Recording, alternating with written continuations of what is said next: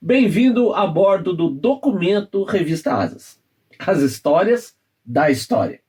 Eu sou o Cláudio Luquezzi e esse aqui é o Kowalski. E nesse vídeo nós vamos falar de um dos mais estranhos caças a jato que já voou. Para não dizer um mais estranho. E um dos jatos de combate pioneiros, mais desconhecidos. O seu conceito era muito, mas muito ousado. Tanto que inspirou o modelo de mesmo conceito para a Marinha dos Estados Unidos. Será que você já ouviu falar dele? Quer conhecer? Então vem comigo!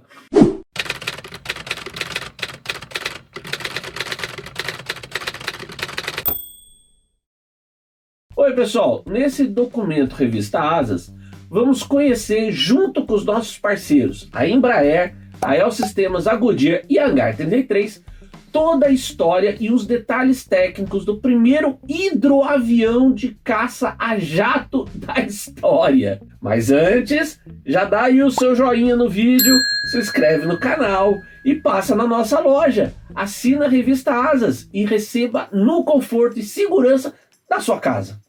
Então agora, senta, que lá vem história e das boas. A origem dessa máquina vem ainda da Segunda Guerra, mais precisamente do Pacífico. Algumas ilhotas e atóis, pela sua posição, eram de alto valor estratégico. Mas pela sua própria geografia, era impossível de se montar um aeródromo.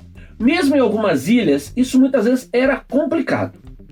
A solução encontrada então pela Marinha Imperial Japonesa para dar alguma proteção de caças às guarnições destes bastiões foi criar hidroaviões de caça, que daí não precisavam de pista para operar. O primeiro foi uma variante do próprio Caça Zero, feita pela Nakajima, o A6M2-N. E depois a Kawanishi criou um caça desse tipo genuíno, o N1K Kyofu. E dentro das circunstâncias, eles até que se saíram bem. Por outro lado, na fase final da Segunda Guerra, já era bem claro o alvorecer da Era do Jato.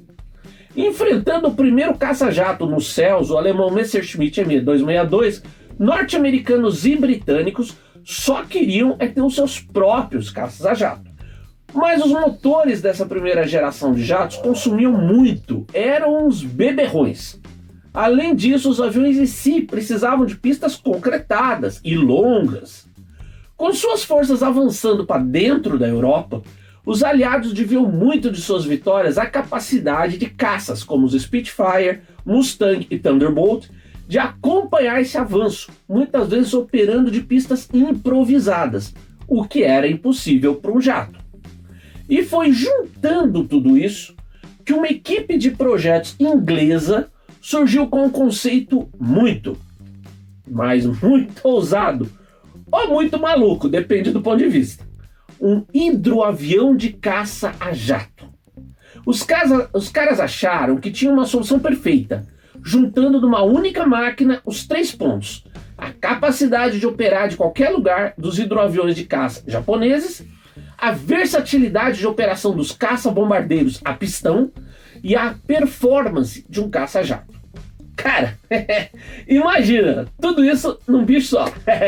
A ideia nasceu na Saunders Roe, uma tradicional fabricante de hidroaviões da Inglaterra, ainda durante a guerra. Em 1942, vendo o exemplo japonês, o Ministério do Ar britânico tinha mostrado interesse no hidroavião de caça a pistão. Mas aí a Saunders Roe, já vendo as perspectivas dos primeiros motores a jato, propôs que esse caça não tivesse um motor a pistão, mas fosse a jato. Segundo os engenheiros da empresa, com o jato, não se precisando de hélice, podia ser dispensado um grande flutuador, como tinham os japoneses, que geravam um arrasto imenso e comprometia a performance do caça. Usando o jato, o hidroavião de caça podia ter uma fuselagem tipo casco, de muito melhor aerodinâmica. Ele teria, na verdade, um desempenho melhor mesmo que a maioria dos caças a pistão baseados em terra. Para continuar nossa conversa, eu vou chamar a Saunders Roe daqui para frente pelo acrônimo SARO, ok? Beleza. O projeto foi chamado de SR-44 pelo fabricante e de início se baseava no motor a jato Halford H1 de uns 1.150 kgf de empuxo. Com ele, a equipe do projeto acreditava que o SR-44 chegasse a 834 km por hora, o que era mais que qualquer caça-pistão.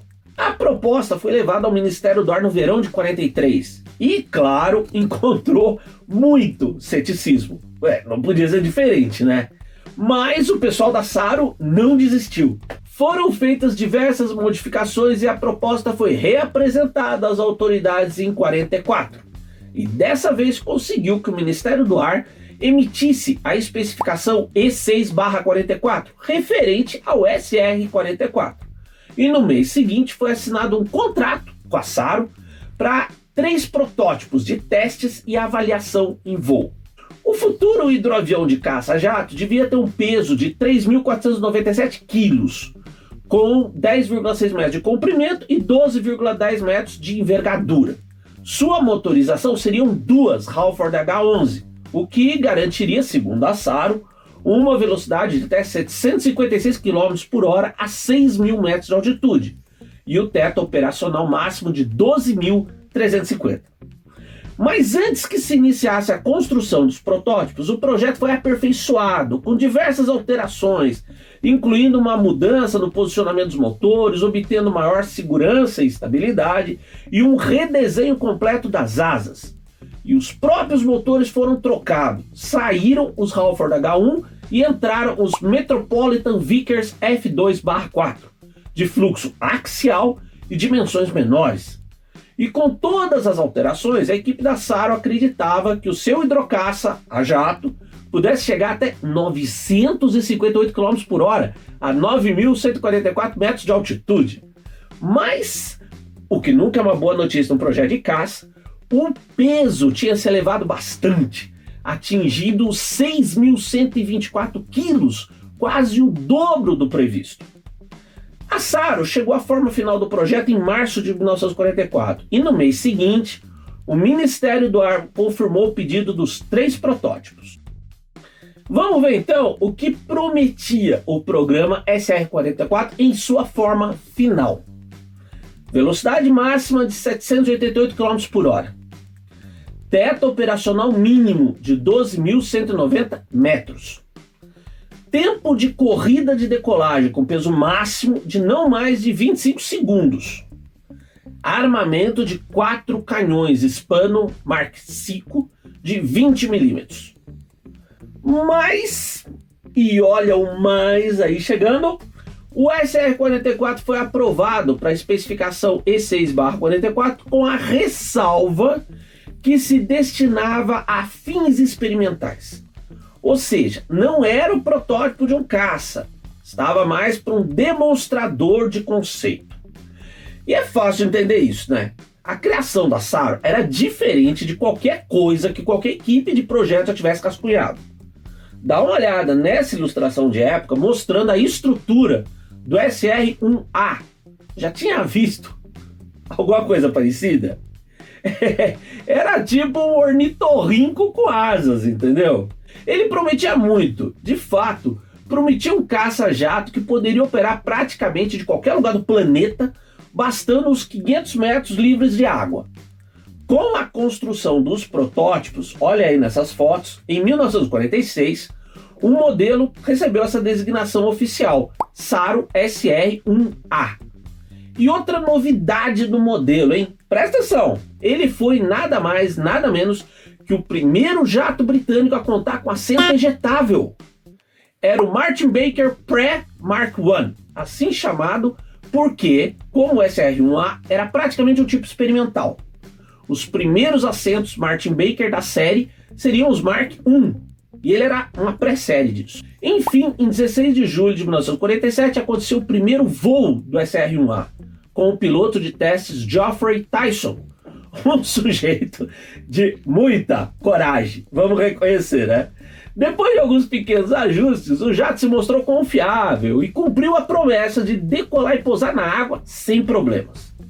A Saro tinha realmente feito o primeiro hidroavião a jato do mundo. E também o mais veloz, hein? Pois o SR-1A atingiu 824 km por hora. E ainda cá entre nós, um dos jatos de combate mais feios já vistos, né? Pô, na boa. Mas não era um concurso de beleza. E a Saro, confiante na sua aeronave, investiu em relações públicas e publicidade para alterar a postura das autoridades militares, de jeito que se considerasse a possibilidade dele ser adotado como caça e produzido em série. E tinha até bons argumentos, hein? Na época, os Estados Unidos tinham como seu caça-jato Lockheed P-80, que era mais veloz que o SR-1A, tá chegando a 930 km por hora. Mas o hidrocaça britânico era quase tão veloz quanto o primeiro caça-jato dos soviéticos, o MiG-9, que chegava a 864. Além disso, tanto o P-80 quanto o MiG-9 exigiam, claro, pistas longas e concretadas. E o SR-1A ainda era mais pesadamente armado que o norte-americano. Ainda em 1947, esse primeiro protótipo, registrado TG-263, foi mostrado ao público pela primeira vez. E em janeiro de 48 conseguiu o seu certificado de aeronavegabilidade. O segundo protótipo, o TG-267, voou em 30 de abril de 48, seguido pelo terceiro, o TG-271, em 17 de agosto. Mas no segundo semestre de 49, as esperanças da Saro se despedaçaram. Em 12 de agosto, o TG-271 atingiu um objeto na decolagem em Cowes Harbor, fazendo o jato capotar assustadoramente e afundar nas águas. Felizmente, o piloto, o Lieutenant Commander Eric Winkle Brown, conseguiu escapar ileso. Mas em 17 de setembro, num treinamento para parada aérea celebrando a Batalha da Inglaterra, o TG-267 perdeu o controle num rolamento a baixa altitude e se espatifou nas águas da Baía de Felixstowe, com a morte do piloto, o Squadron Leader Kenneth Albert Major. Foi o fim do programa do hidrocaça britânico. O único protótipo restante, o TG-263, foi estocado em outubro de 1949. Uma última esperança ainda viria com a Guerra da Coreia. Em novembro de 1950, pouco depois do início do conflito, houve um certo novo interesse no SR-A1. A Saro tentou demonstrar que o seu jato podia operar em bases avançadas, sem pistas, permitindo dar suporte de fogo e proteção a forças navais, operações anfíbias e tropas em avanço. Houve até certo interesse dos Estados Unidos, que receberam dados técnicos do programa. Mas nessas alturas, caças a jato de performance muito superior, como os F-86 Sabre e os MiG-15, já estavam em serviço. E diante deles, o SR-1A estava totalmente obsoleto. Em junho de 51, o protótipo TG-263 fez o seu último voo do hidrocaça da Saro. Hoje, esse exemplar está em exibição no Solent Sky Museum, em Southampton, na Inglaterra. E acabou a história? Não. Olha só, os norte-americanos ficaram mesmo muito impressionados com o conceito britânico. E enquanto o TG-263 era estocado, a Convair atendia a uma solicitação da US Navy, a Marinha norte-americana, e trabalhava num hidrocaça-jato supersônico. Quem disse que tem limite para insanidade, não é verdade? E esse bicho voou, o Convair F-2YC Dart. Mas, como o jato da Saro, depois de muitos testes e um trágico acidente, o programa foi cancelado. Mas sabe aquele objetivo de se ter um jato tipo caça-bombardeiro capaz de operar sem precisar de pistas, atuando junto das tropas? Não, isso não foi esquecido.